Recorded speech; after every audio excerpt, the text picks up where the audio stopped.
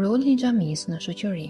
Imam Khomeini, Zoti qoftë i kënaqur me të, thotë: "Xhamia është një prej hendekeve më të rëndësishëm të Islamit dhe mihrabit, që të thotë vendi nga ku imami prind namazin, është fushbeteja e tij. Ata duan të rrëmbejnë prej durve tuaja këtë pasuri të madhe. Në fakt, mund të themi me bindjen se ky është vetëm fillimi i synimeve të tyre.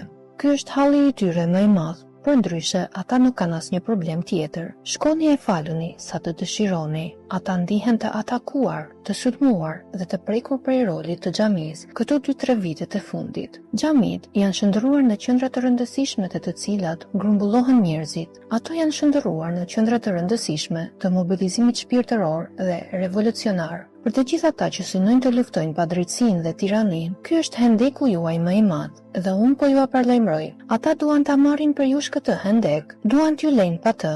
Është rëndësishme të dihet për të gjithë se xhamia ka një rol qendror në jetën dhe në përditshmërinë e shoqërisë. Për sa i përket parulles, i epizotit atë që i takon Zotit dhe Cezarianit atë që i takon Cezarianit, qëndron shumë larg kuptimeve dhe koncepteve elementare të Islamit. Madje, ajo është një ftesë që qëndron shumë larg kërkesave themelore të Islamit dhe praktikave të lidhura me të. Islami është një fe e natyrshmërisë që lidh bashkë me njeriu dhe ajo është një amalgam ku ndërthuret mrekullisht teoria dhe praktika. Allahu i Madhëruar thotë në Kuranin famëlar: "Ngado që të drejtoheni, ajo është ana e tij, e Allahut. Ai, Allahu, është i adhuruari me të drejtë, është sunduesi i përgjithshëm, ndihmuesi dhe mbështetësi në çdo vështirësi.